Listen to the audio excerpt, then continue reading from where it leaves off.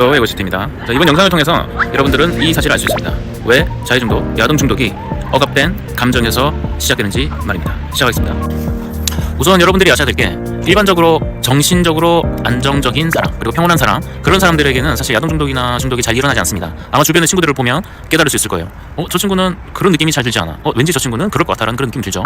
자해중독, 야동중독, 섹스중독, 원나잇 중독, 클럽, 이런 거에 빠져 있는 분들, 또는 반문화, 유흥문화에 빠져 있는 분들을 보면 대부분 공통점이 하나 있습니다. 이분들을 이제 상담하다 보면 대부분 어린 시절에 자기가 인지하지 못한 채로 성과 관련된, 성적으로 관련된 수치심 또는 두려움, 또는 어른들로부터의 어떤 약간의 모욕, 또는 약간의 협박, 또는 조금 더 세게 나간다면 성추행이나 성폭행까지도 포함될 수 있겠네요. 아무튼 이렇게 성과 관련된 미세하지만 감정적으로 아이들에게 상처를 줄 수 있는 행동을 어른들은 하게 됩니다. 그리고 당연하게도 그런 일들은 대부분 그냥 묻히고 지나갔죠.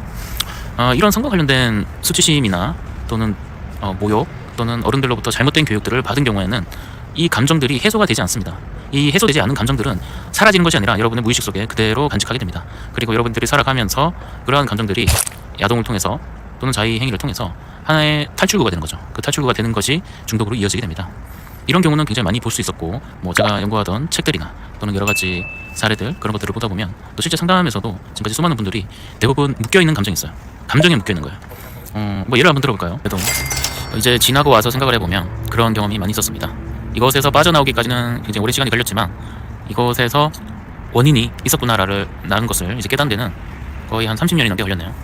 누구한테도 말할 수 없는 성과 관련된 수치스러운 기억들, 그런 경험들, 피해받은 사실, 이런 것들은 사실 남들한테 말하기가 어렵습니다. 남들한테 말하는 순간 나의 지위, 이런 것들이 다 망가지기 때문이죠. 그리고 특히나 그 경험 자체를 내가 사실은 피해자지만 내가 스스로 못난 사람이다, 또는 내가 그러한 사건을 만드는 원인을 제공했다, 이런 오해까지 겹치게 된다면 더더욱 그런 이야기를 할 수 없겠죠. 자, 그럼 어떻게 될까요? 저도 여기서 다 밝힐 수는 없지만 굉장히 큰 사건들이 한 두세 개가 있었습니다. 물론 저도 이제 성인이 되고 나서 그냥 그런 일이 있었지 라고 넘겼습니다만, 나중에 이것을 제가 상담을 받으면서 연구를 하면서 그 모든 사건, 그 수치스러웠던 모든 기억들, 그런 사건들을 다시 대면하고 마주하고 다시 그 사건을 기억해내고 끄집어내고 가해자들을 응징하고 드디어 무의식 속에 있던 그 기억으로부터 해방이 된 거죠. 지금 가만히 생각을 해보면 결국에는 그런 트라우마들이 내 무의식 속에 그대로 남아있었고, 이러한 억압들이 결국은 야동 중독이나 자해중독으로 또는 섹스 중독으로 계속해서 이어지는 원인을 제공했던 것 같아요. 그러니까 그런 억압된 감정들, 묶여있는 감정들은 정말 사람을 미치게 만들죠.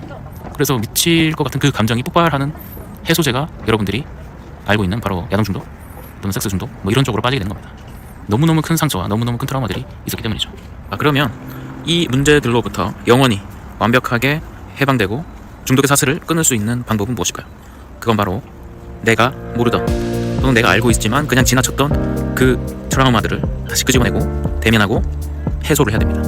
이 작업을 하지 않은 채 어떤 강의를 듣던, 어떤 명상을 하던, 어떤 좋은 책을 듣던, 어떤 좋은 강의를 듣던 절대 100% 자유로워질 수는 없습니다.